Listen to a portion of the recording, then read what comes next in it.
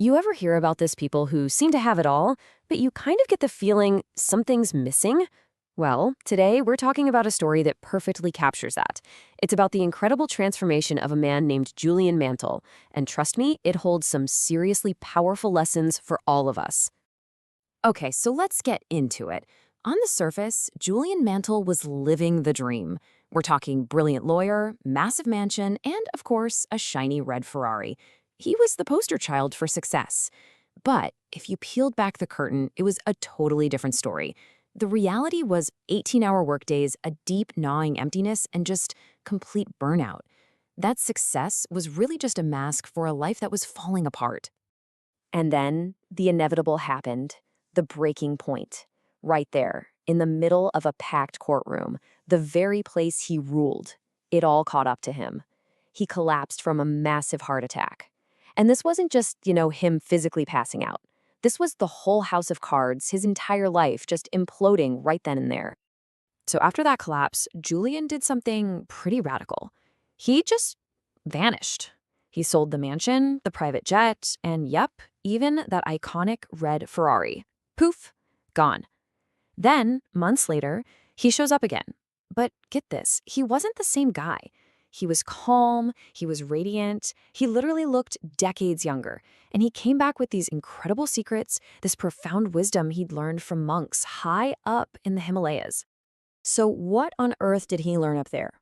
Well, his whole transformation was built on a set of really powerful principles. And it all starts with mastering your own inner world. Let's look at the first few pillars for doing just that. All right, lesson number 1, and this is the foundation for everything. You have to master your mind. The monks taught him to see his mind like a beautiful garden.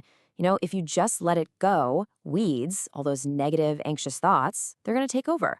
But if you're intentional, if you plant flowers, positive, empowering thoughts, then something beautiful is going to bloom. I mean, this quote says it all, right?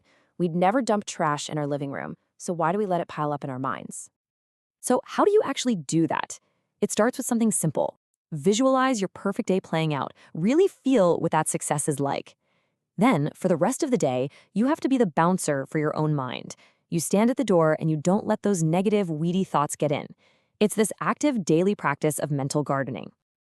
Now, this next lesson is a total game changer. See, Julian was moving fast, super fast, but he wasn't really going anywhere meaningful.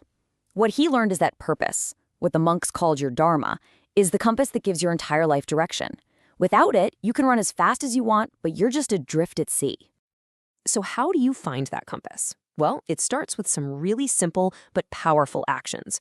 First, just write down what you really want. Then ask yourself this question. Seriously, think about it. If you knew you only had 5 years left, what would you do? The answer just cuts through all the noise, doesn't it? It gives you a huge clue about what truly matters. The third pillar of inner mastery is this Japanese idea called kaizen. It basically means continuous self-improvement. Think about it like this. A knife only stays sharp if you sharpen it regularly. Your mind, your skills, they're the exact same. The goal isn't to be perfect overnight.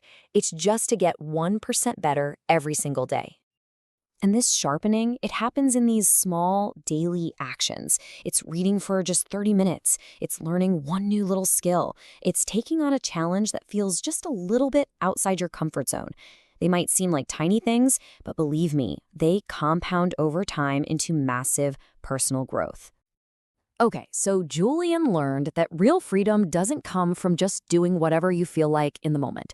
No, true freedom actually comes from discipline. When you train your willpower, you become the master of yourself instead of being a slave to every little impulse. It really is like a muscle. You've got to build it. And how do you build that muscle? With small reps. Start with one tiny new habit. Maybe wake up just 15 minutes earlier. But here's the most important part. When you make a commitment to yourself, no matter how small it seems, you stick to it. Every single time you do that, you're strengthening that muscle of self-discipline. Okay, so once you start getting your inner world in order, it's amazing how it starts to change everything on the outside. Your relationships, your work, how you see the world, it all shifts. So let's look at those pillars of outer harmony, starting with our single most valuable resource. The monks in the Himalayas saw time as the ultimate non-renewable resource. I love this analogy. Every day, you're given a fresh bag of coins, but you never know when you're going to get your last one. Julian had this painful realization that he had spent years of his life treating his precious time coins for things that just didn't matter in the end. So, what does this mean for us? It means you have to get ruthless about what's actually important. You have to learn the incredible power of saying no to things that drain your time and your energy. You need to start guarding your hours and minutes like they're gold, because honestly, they're so much more valuable. Now, this leads to a really profound shift. Deep, lasting happiness isn't found in what you can get, it's found in what you can give. Julian had spent his whole life just accumulating stuff, wins, money, prestige, only to find out that true fulfillment comes from making a difference in the lives of others. Just think about that candle. Sharing your light doesn't diminish you at all.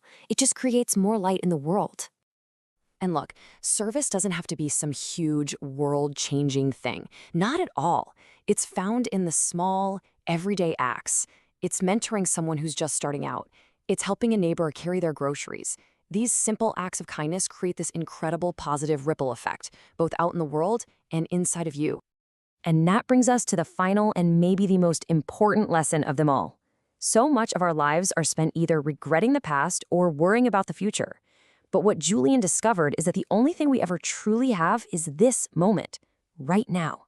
The real richness of life, it isn't in some far-off goal at buying that Ferrari. It's right here, in this breath. And the practice is so simple, though I know it's not always easy. It's just about coming back to your senses.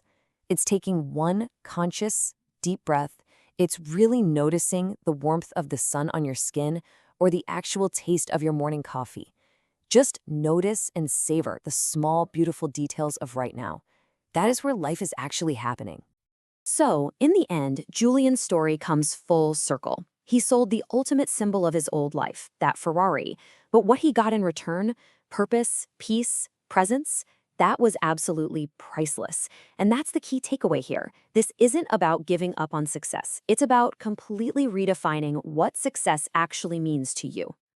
So let's do a quick recap. These are the 7 timeless lessons for a richer life. Number 1, master your mind. 2, find your purpose. 3, grow a little bit every day. 4, live with discipline. 5, guard your time. 6, serve others. And last but not least, number 7, live in the now. And that really brings us to the final most important question, the one that's just for you. As you look at this list and you think about your own life right now, which one of these lessons really jumps out at you? Which one, if you started to focus on it today, do you think could create the biggest positive change for you? Something to think about.